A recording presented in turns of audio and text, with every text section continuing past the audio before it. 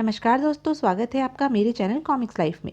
शुरू करते हैं अनिल मोहन द्वारा लिखा गया देवराज चौहान सीरीज का एक और रोमांचक उपन्यास भूखा शेर पार्ट 3। हाँ, सोच लिया काम करने को राजी हो या नहीं? पहले मेरी बात का जवाब दो, देवराज चौहान ने कहा। पूछो, मुझे मिलेगा क्या? तुम कितना चाहते हो? यह तो मेरे सवाल का जवाब नहीं हुआ। देवराज चौहान गंभीर था। पठानिया ने उसके चेहरे पर निगाहें गड़ाई और स्थिर लहजे में कह उठा, 10,000 रुपया और रहना खाना मुफ्त, कार ड्राइवर साथ में, जायज़ ज़रूरत के मुताबिक और जिस चीज़ की आवश्यकता होगी वह भी हासिल हो जाएगी। कम है? कम है? पठानिया ने आंखें सिकोड़ कर देखा। हाँ, अगर तुम लोगों को पुख्ता और बढ़िया सिक्योरिटी चाहिए तो तनख्वाह के रूप में यह रकम कम है। मेरे ख्याल से तो मैंने तुम्हें कुछ ज़्यादा रकम कह दी थी, पठानिया बोला। तुम्हारा ख्याल काफी हद तक गलत रहा। तुम कितना चाहते हो ठक्कर बाबा? पठानिया, वही सब बातें मुझे बागले और डाबर साहब के साथ करनी पड़ेंगी, इसलिए बेहतर होगा कि बात एक ही बार हो। पहले तुम्हारे साथ करूं, फिर बागले और डाबर साहब के साथ तुम्हें बात करने की जरूरत नहीं पड़ेगी। क्यों? मेरे कामों में वह दखल नहीं देते। मुझसे की गई बात और उनसे की गई बात एक ही है। तुम्हारे और मेरे बीच जो बात तय होगी वह पत्थर की तरह अटल रहेगी। देवराज चौहान ने गहरी निगाहों से पठानिया को देखा। यह छोटे मोटे काम करने की मुझे छूट है। देवराज चौहान ने कश लिया और कह उठा, तुमने मेरे बारे में डाबर और बागले साहब को बताया होगा? हाँ, बात हुई थी और उनका ही ख्याल था कि ऐसे आदमी को जुआ घर के पैसों की सिक्योरिटी पर रखा जाए तो बेहतर होगा, पठानिया ने बताया। आज सुबह ही उनसे मेरी बात हुई और उसके बाद मैं यह सोचकर परेशान था कि तुमसे कहाँ मिलूं, क्योंकि तुम्हारा नाम तक तो मैं जानता नहीं था। मतलब कि मेरी नौकरी तुम पक्की करोगे? हाँ, तुम ही बता दो कि क्या तनख्वाह लोगे। बात जायज़ रही तो ठीक है, नहीं तो तुम्हारे बदले और सही। देवराज चौहान ने सोचा, सिगरेट का कश लिया, फिर निर्णायक लहजे में बोला, कम से कम 15,000 रुपया हफ्ता और ज़रूरत का अन्य सामान। ज़्यादा है? कोई ज़्यादा नहीं है। देवराज चौहान ने पठानिया की आंखों में देखा। यहाँ हर रोज़ 100 से ऊपर जुआरी आते हैं। हर किसी से 1,000 रुपया लिया जाता है, यानी कि लाख सवा लाख रुपया हर रोज़ वसूला जाता है। और मैं जो तनख्वाह के सिर्फ 15,000 ही मांग रहा हूँ। बदले में अच्छी सिक्योरिटी दूंगा, सारा काम ढंग से होगा। 1,000-2,000 कम करवाकर तुम्हें कोई फ़ायदा नहीं होगा। पठानिया ने शांत भाव से सिगरेट सुलगाई। ठीक है। धुआं उगलते हुए पठानिया ने सिर हिलाया। मंजूर है। कल पहले दिन से ही तुम्हें काम शुरू करना होगा। आदमी मैं तुम्हारे साथ कर देता हूँ। किसको कहाँ लगाना है, क्या इंतजाम करना है, तुम जानो। मेरे ख्याल से कल का सारा दिन तो तुम्हारा इसी काम में लग जाएगा। जुआ घर से उस कमरे का रास्ता देखे बिना मैं सिक्योरिटी की कोई योजना नहीं बना सकता। सब कुछ देखने के बाद ही सोचा जाएगा कि वह सब कुछ मैं तुम्हें अभी दिखा देता हूँ। देवराज चौहान ने सिर हिलाया। ड्यूटी कितने से कितने तक की होगी? वैसे तो शाम के 8 बजे से लेकर सुबह 3 बजे तक, परंतु कभी कभी 2-3 दिन 24 घंटे भी ड्यूटी देनी पड़ेगी। इस ओवर टाइम का तुम्हें अलग से पैसा मिलेगा। इन 24 घंटे की ड्यूटी का क्या मतलब? हर बात मत पूछो, इतने सवाल मत करो और यह मत भूलना कि तुम नौकरी कर रहे हो। नौकरी में सिर्फ ड्यूटी बजाई जाती है और अपने काम से काम रखा जाता है। जवाब में देवराज चौहान ने बेहद शांति के साथ सिर हिला दिया। उसे इस समय अपना काम निकालना था, जिसके लिए पठानिया की 2 बातें सुन लेने में भी उसे ऐतराज नहीं था। तुम मुझे सारी जगह, वह रास्ता, वह कमरा दिखा दो, ताकि मैं रात भर में इंतजामों के बारे में सोचकर कल दिन में सब कुछ ठीक ठाक कर सकूं। अभी चलते हैं। कहने के साथ ही पठानिया ने टेबल पर पड़ा फोन अपनी तरफ खिसकाया और रिसीवर उठाकर नंबर डायल करने लगा। देवराज चौहान आराम से बैठा रहा। लाइन मिली, पठानिया ने बात की। मैं हूँ बागले साहब से मेरी बात कराओ। बागले साहब नहीं है, डाबर साहब हैं।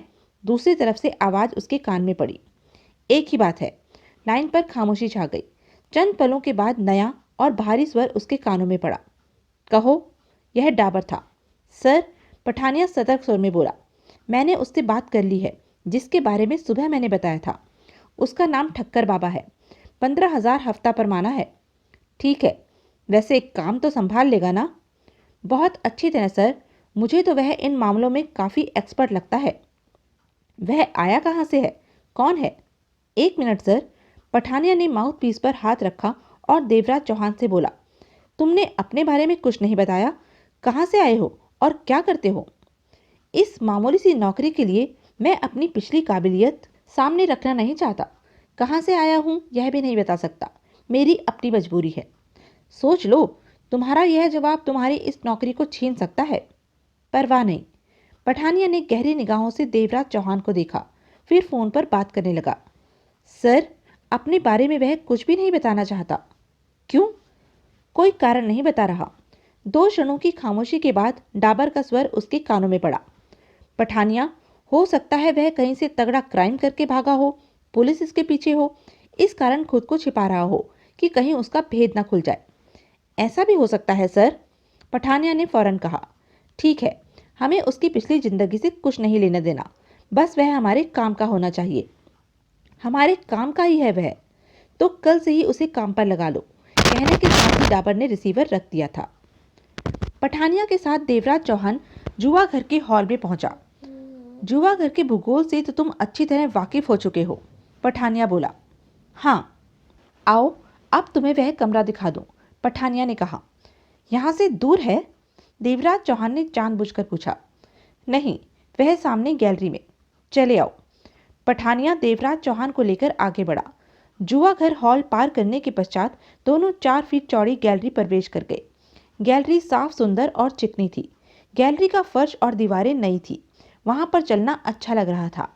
वह गैलरी करीब 50 फीट लंबी थी। दोनों तरफ किनारों के अलावा कुछ नहीं था और ठीक सामने जहां गैलरी समाप्त होती थी वहां एक दरवाजा और 1 फीट लंबी चौड़ी खिड़की थी। पठानिया देवराज चौहान को लिए वहां ठिठका। यह है वह कमरा, पठानिया बोला। देवराज चौहान ने ध्यानपूर्वक दरवाजे और खिड़की का परीक्षण किया।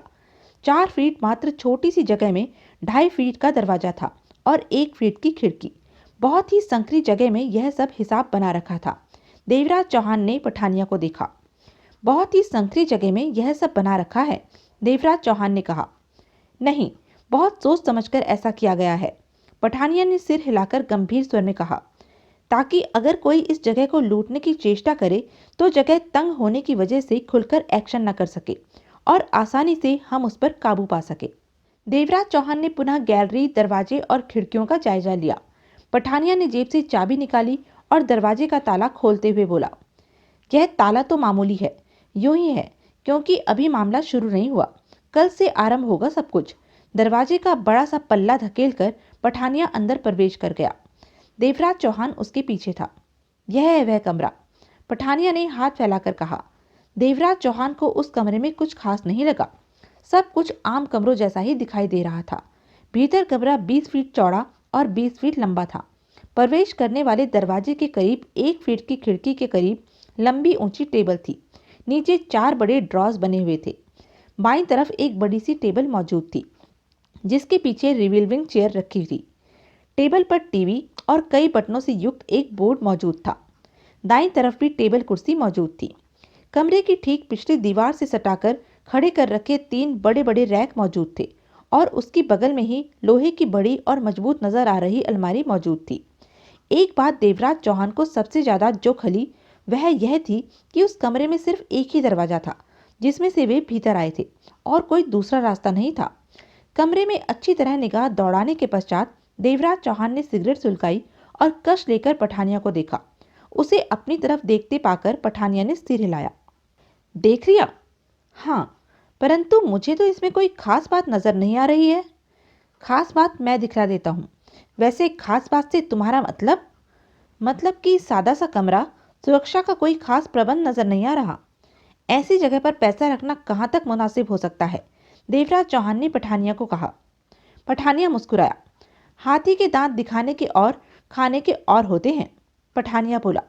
देवराज चौहान पठानिया को असहमति भरी निगाहों से देखता रहा। आओ। देवराज चौहान को साथ लिए पठानिया आगे बढ़ा और बड़ी वाली टेबल के करीब जा पहुंचा। देवराज चौहान को दिखाकर पठानिया ने टेबल के नीचे गुप्त जगह लगा बटन दबाया। फिर टेबल पर मौजूद स्विच बोर्ड में से एक बटन दबाया। उसके बाद उसने देवराज चौहान को देखा। हम जिस दरवाजे से भीतर आए हैं उसे खोलो। बिना कुछ कहे देवराज चौहान आगे बढ़ा और प्रवेश द्वार को खोलने लगा, परंतु वह टस से मस नहीं हुआ। वह इस तरह जाम हो गया था कि जैसे वह दरवाजा न होकर दीवार हो अपनी तसल्ली कर लेने के पश्चात देवराज चौहान सीधा खड़ा होकर पठानिया को देखने लगा। ठक्कर बाबा, पठानिया बोला, अब यह दरवाजा कोई नहीं खोल सकता। बड़े से बड़ा गोला बारूद भी उस दरवाजे पर असर नहीं कर सकता। क्यों? सब कुछ जानते हुए भी देवराज चौहान ने पूछा। यह कमरा आर्म्स प्रूफ है, इसे भेदा नहीं जा सकता। यह लोहे और स्टील से भी ज्यादा मजबूत है। इसे ना तो काटा जा सकता है और ना ही गलाया जा सकता है। डाबर और बागले ने बहुत पैसा खर्च किया है इस कमरे को बनवाने में। पठानिया बेहद शांत स्वर में कह रहा था, और यह हर सुरक्षा के प्रबंध इस टेबल पर मौजूद स्विच बोर्ड से ही कंट्रोल होंगे। देवराज चौहान वापस टेबल के करीब आ पहुंचा। आगे देखो, कहकर पठानिया की उंगलियां स्विच बोर्ड के बटनों से खेलने लगी। टेबल पर पड़े टीवी की स्क्रीन रोशन उठी। वहां पर गैलरी का दृश्य उभर आया। यहाँ से गैलरी में निगाह रखी जा सकती है कि कौन गैलरी में प्रवेश हुआ है, उसके इरादे कैसे हैं। बुरे तो नहीं हैं। अगर बुरे हैं तो वहीं पर उसका इंतजाम हो सकता है। कहने के साथ ही पठानिया ने एक बटन दबाया तो गैलरी में प्रवेश करने का रास्ता बंद हो गया। छत से स्टील की बेहद मोटी चादर प्रकट हुई और दीवार की भांति वहां टिकी। अब कोई भी गैलरी में नहीं आ सकता था, ना ही कोई भीतर जा सकता था। फिर पठानिया ने एक अन्य बटन दबाया, जो गैलरी के बीचों बीच वैसी ही स्टील की मोटी चादर और आ टिकी। पठानिया बोला, अगर कोई गलत इरादे से आ रहा है तो उसे इन दोनों चादरों के बीच में फंसाया जा सकता है। यह देखो, कहकर पठानिया ने अन्य बटन दबाया तो टीवी स्क्रीन पर दोनों चादरों के बीच की जगह का दृश्य उभर आया। देवराज चौहान की निगाह स्क्रीन पर जा टिकी। दुश्मन को दोनों चादरों में फंसाकर उसे शूट भी किया जा सकता है। दीवारों में गने फिट हैं और उसी स्विच बोर्ड में उन गनों को चलाने का बटन मौजूद है।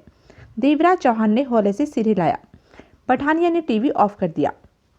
अगर कोई इन दोनों चादरों के हिस्से को पार करके दरवाजे या खिड़की तक आ भी जाए तो भी कोई परवाह नहीं, क्योंकि आर्म्स प्रूफ दरवाजा बंद होगा। दीवारें भी आर्म्स प्रूफ हैं।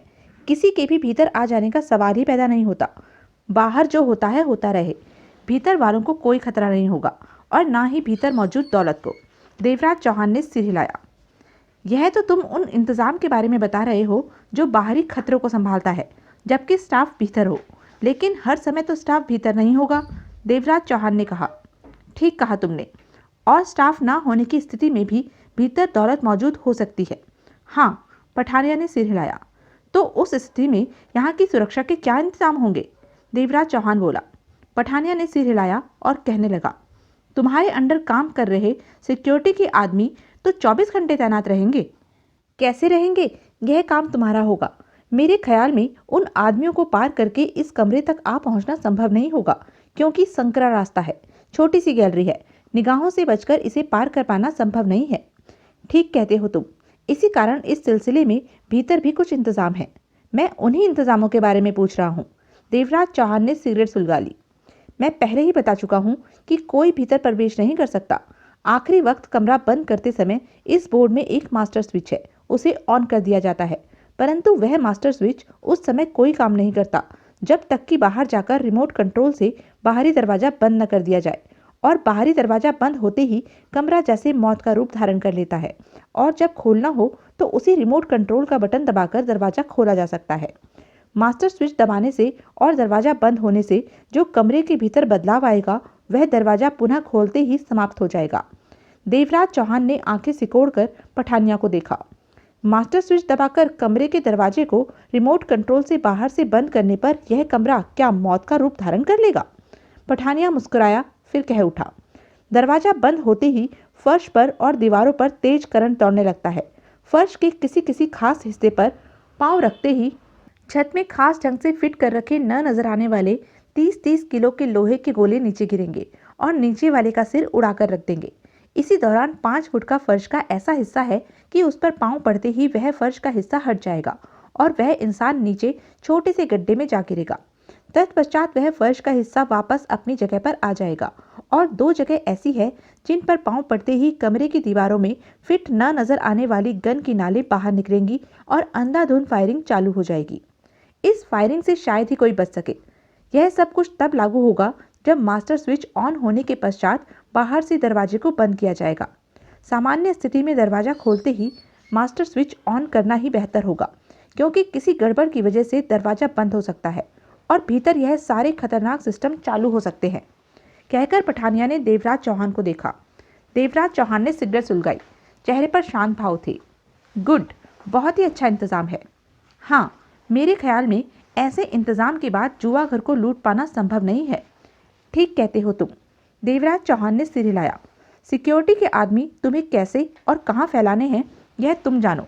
हम इसमें दखल नहीं देंगे, क्योंकि काम तुम्हें करना है, इसलिए तुम्हारे हिसाब से होना चाहिए। फिर भी जहाँ बहुत ज़्यादा ज़रूरत महसूस हुई तो हम टोक देंगे, पठानिया ने हाथ फैलाकर कहा। मैं तुम्हें टोकने का मौका ही नहीं दूंगा, देवराज चौहान ने कहा। छोड़ो, यह बातें बात की हैं। पहले तुम मुझे यहाँ की इस कमरे की हर उस जगह की निशानदेही करा दो जहाँ उन खतरनाक इंतजामों का असर है। क्या मतलब? मतलब कि कहाँ पाँव रखने से वह गड्ढा पैदा होता है, कहाँ पाँव रखने से दीवारों से गन की नालें निकलकर गोलियां बरसाने लगती हैं, कहाँ पाँव रखने से छत से 30 किलो लोहे के गोले गिरते हैं। यानी यह बातें या इस सिलसिले में और जो भी तुम बताना चाहते हो, कहकर देवराज चौहान ने सिगरेट का कश लिया। पठानिया ने सिर हिलाया। फिर हर उस जगह की निशानदेही कराई जहाँ से यह सब खतरनाक जानलेवा करिश्मे होते थे। देवराज चौहान ने अपने मस्तिष्क में सब कुछ नोट कर लिया, अपने काम की हर बात उससे जान ली। अब कुछ भी उससे छिपा नहीं था। कल तुम सिक्योरिटी को खड़ा कर लेना जहां तुम मुनासिब समझो। यह काम तुम्हें दोपहर तक निपटा लेना है, क्योंकि शाम को हमें यह कमरा चालू कर देना है। हमारा स्टाफ बैठ जाएगा। देवराज चौहान ने कश लेकर सिगरेट नीचे फेंकी और उसे जूते से मसला। कल से काम शुरू करना है? हाँ, कल से ही। तो मुझे रहने की जगह दो, कार दो, देवराज चौहान बोला। तुम जहाँ रह रहे हो ठक्कर बाबा, वहाँ? नहीं, यह काम मैं वहाँ रहकर नहीं कर सकता, देवराज चौहान ने कहा। क्यों? मेरी अपनी मजबूरी है। इस समय कहाँ रह रहे हो? नहीं बता सकता, मर्जी तुम्हारी, पठानिया ने कंधे उचकाए। अभी जगह चाहिए? हाँ, अभी मिल जाए तो बेहतर होगा। उस कमरे को बंद करने के पश्चात पठानिया देवराज चौहान के साथ बाहर आ गया। उस नाइट रेस्टोरेंट से सिर्फ 100 गज दूर वह जगह थी जो पठानिया ने देवराज चौहान को दी थी। 3 कमरों का सजा सजाया फ्लैट था। जरूरत की हर वस्तु वहां मौजूद थी।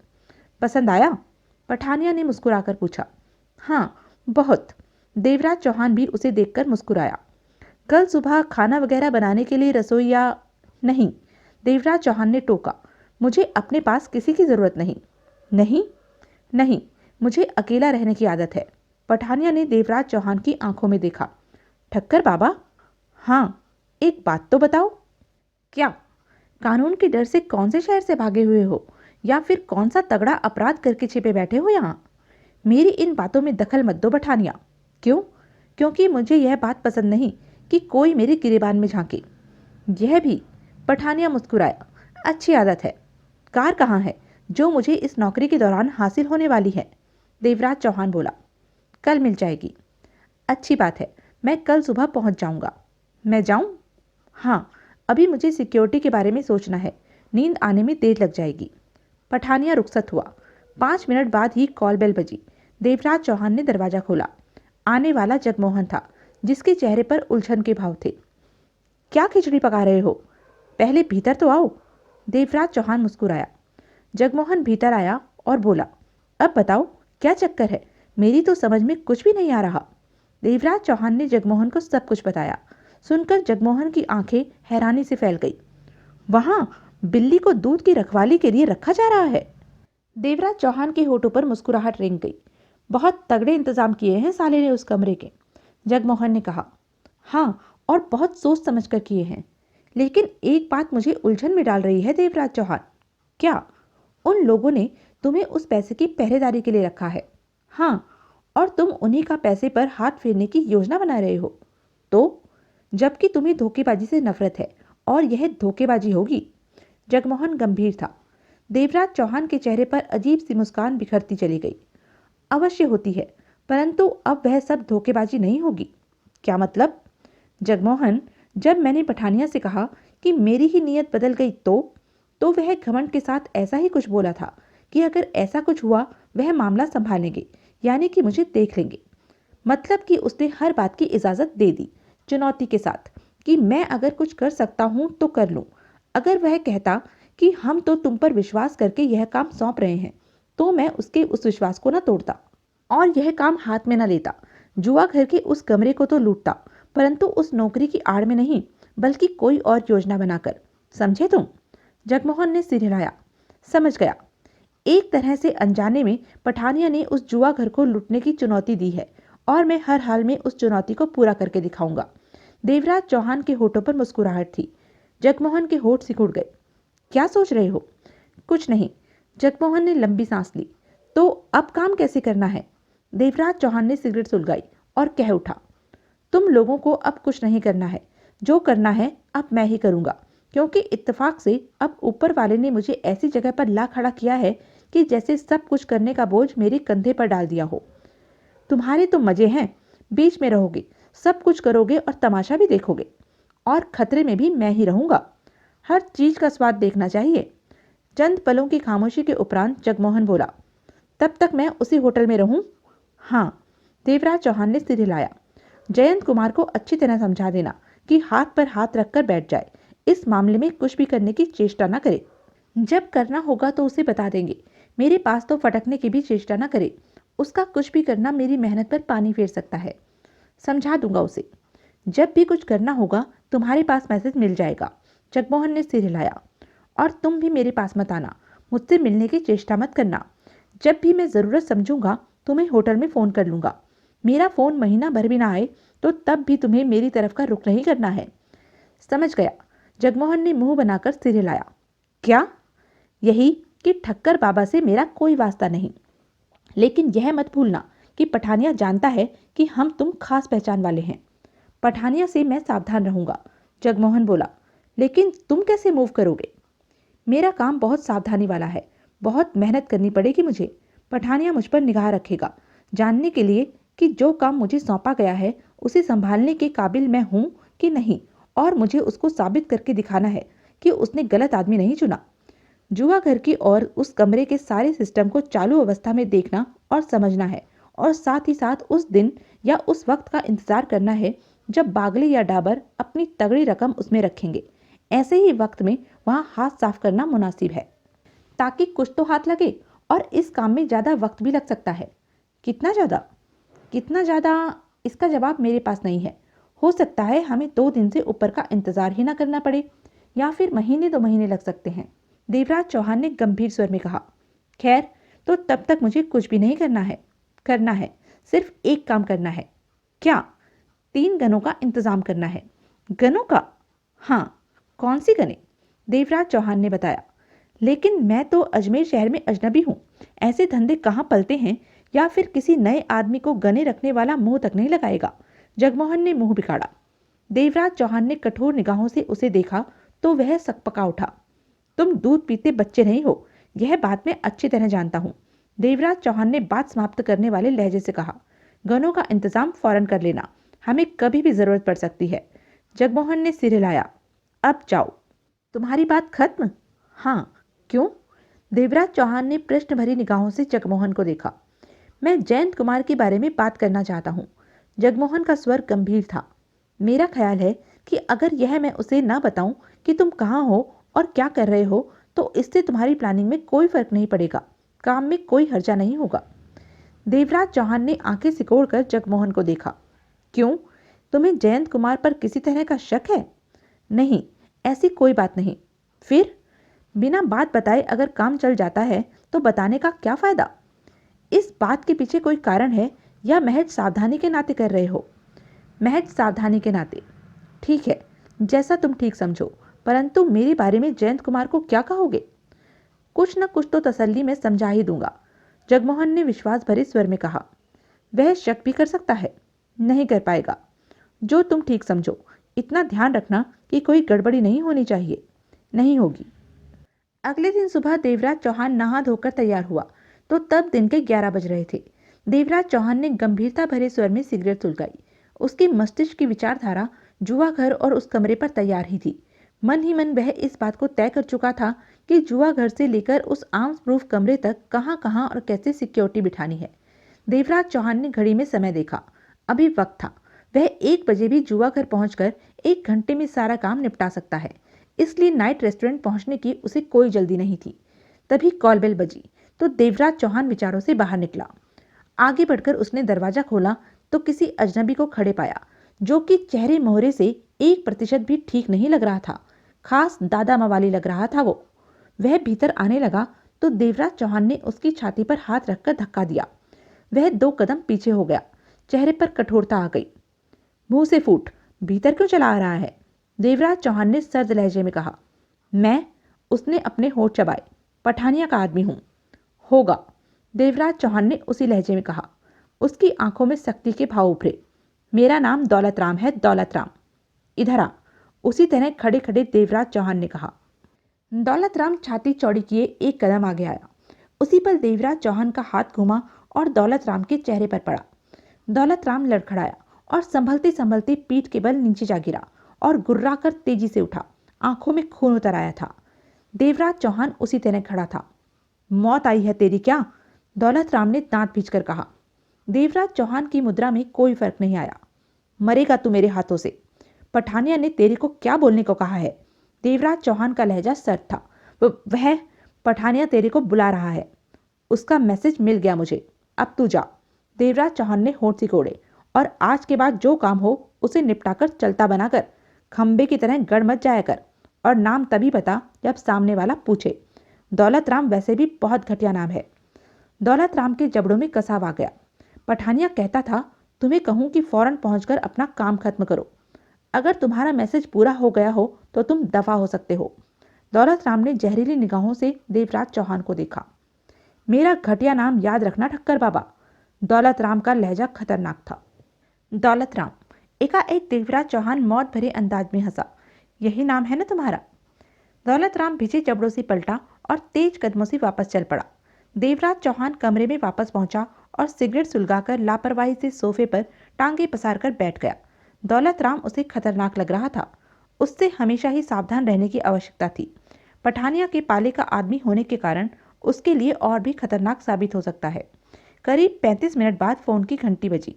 देवराज चौहान ने रिसीवर उठाया। हेलो, ठक्कर बाबा। आवाज़ पठानिया की थी। ओह, पठानिया साहब, कैसे हो? ठीक हूँ। पठानिया की आवाज़ में नाखुशी के भाव थे। मेरे आदमी को तुमने मारा? एक हाथ जमाया था क्योंकि काम की बात की अपेक्षा वह अपना नाम मुझे बता रहा था। तो क्या हो गया? खास कुछ नहीं, देवराज चौहान ने व्यंग से कहा। अपना नाम बताने का उसका अंदाज ऐसा था जैसे वह पठानिया का भी बाप हो, और ऐसे बापों को मैं बर्दाश्त नहीं करता। चंद पलों के लिए लाइन पर खामोशी छा गई। दौलत राम ने तुम्हें मैसेज दिया? हाँ। फिर तुम आई क्यों नहीं? तुमने काम के लिए बुलाया था? देवराज चौहान ने शांत स्वर में कहा। हाँ, तुम्हारा काम अब मेरा काम है, फिर चिंता क्यों करते हो? मैं काम वक्त पर हुआ देखना चाहता हूँ। वक्त पर? और वह मुनासिब वक्त कितने बजे होना चाहिए? शाम 4 बजे तक, जबकि अब 12 बज रहे हैं। देवराज चौहान के होठों पर अजीब सी मुस्कान रेंग गई। 4 बजे तक तुम्हें काम पूरा मिलेगा। और तुम कब आओगे? काम मैंने करना है, इसलिए यह सब सवाल मत पूछो पठानिया।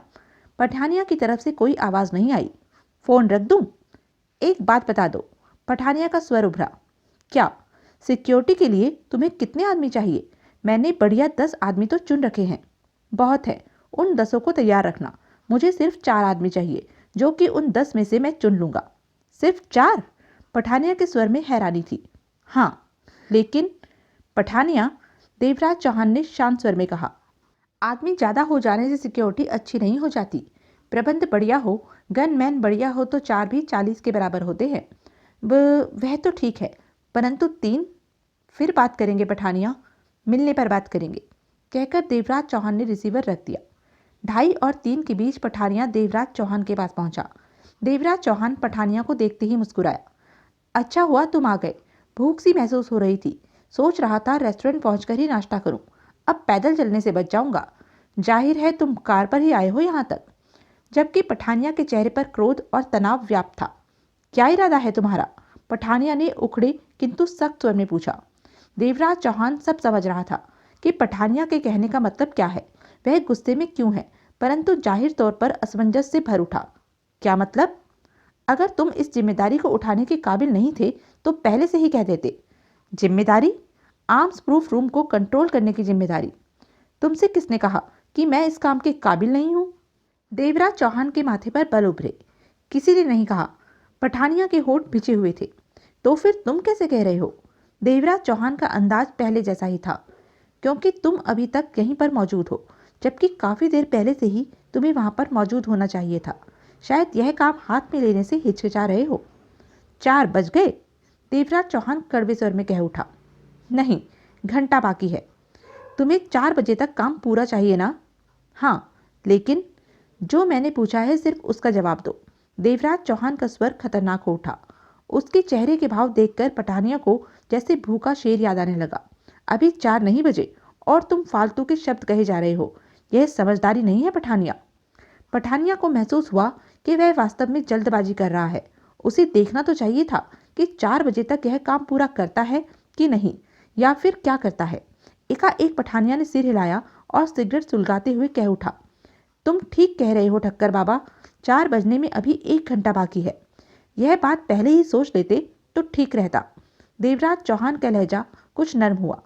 कोई मेरे पीछे भागता फिरे यह मुझे पसंद नहीं। अपने हिस्से का काम मुझे कैसे करना है मैं जानता हूँ। इस बात की तुम्हें छूट है कि अगर मेरा काम पसंद ना आए या मेरी तैनात की गई सिक्योरिटी कमज़ोर लगे तो तुम मुझे इस काम से हटा सकते हो। अपनी मेहनत की कीमत भी नहीं मांगूंगा। पठानिया कुछ न बोला, सिर्फ सिर हिलाकर रह गया। आओ चलें, मुझे भूख लग रही है, लंच लेना है। देवराज चौहान बिल्कुल सामान्य हो गया। दोनों बाहर खड़ी कार में बैठे। पठानिया ने कार आगे बढ़ा दी। तुम सिक्योरिटी के लिए सिर्फ 4 आदमी लोगे? यह बात मेरे गले के नीचे से नहीं उतर रही। मेरे ख्याल में तुम कुछ गलत सोच रहे हो। पठानिया ने देवराज चौहान पर निगाह डाली। जो मैं कह रहा हूँ वह देखो, पसंद ना आए तो कह देना। कुछ पलों के उपरांत पठानिया ने कार को रेस्टोरेंट की पार्किंग में रोका और देवराज चौहान के साथ नीचे उतरा। लंच करोगे? हाँ, कर लो। उसके बाद जुआघर वाले हॉल में पहुंच जाना, मैं वहीं हूँ। देवराज चौहान ने सिर हिलाया। दोनों भीतर प्रवेश कर गए। 3:30 बजे देवराज चौहान जुआघर के हॉल में पहुंचा। जुआघर उस समय लगभग खाली ही था। पठानिया एक तरफ कुर्सी पर बैठा था और लंबी टेबल के गिर्द पड़ी कुर्सियों पर 10 नहीं 12 खतरनाक आदमी मौजूद थे। देवराज चौहान को देखते ही पठानिया खड़ा हो गया। साथ ही पठानिया ने खास इशारा किया। वह 12 के 12 व्यक्ति खड़े होने के पश्चात टेबल के घेरे से निकले और खुले में आ खड़े हुए। देवराज चौहान ने करीब आ खड़े हुए पठानिया को देखा। पठानिया ने सिर हिलाया और 12 को देखकर उठा। यह 12 हैं, अपने काम के जितने चाहिए ले लो ठक्कर बाबा। देवराज चौहान ने 12 पर निगाह डाली। यह जानकर उसने चैन की सांस ली कि उन 12 में दौलत राम नहीं है। देवराज चौहान की निगाहों में दौलत राम मुसीबत की जड़ था। देवराज चौहान उन 12 के करीब पहुंचा और निगाहों ही निगाहों में उन सबको तोड़ने लगा। 10 मिनट की मेहनत के पश्चात उसने 12 में से 4 आदमी छांटकर एक तरफ किए। क्या नाम है तुम लोगों के? देवराज चौहान ने चारों पर निगाह डाली। भीम सिंह, राजकुमार चंद्रा, सुजान सिंह दारूवाला, हरि सिंह यादव। देवराज चौहान पठानिया की तरफ मुड़ा। बाकियों को चलता कीजिए। पठानिया के इशारे पर बाकी चले गए। यह 4 लोग तुम? पठानिया ने देवराज चौहान को देखा। तो यह थी अब तक की कहानी। आगे की कहानी जानने के लिए बने रहें मेरे साथ। और हाँ, मेरे चैनल को लाइक, शेयर और सब्सक्राइब करना ना भूलें। धन्यवाद।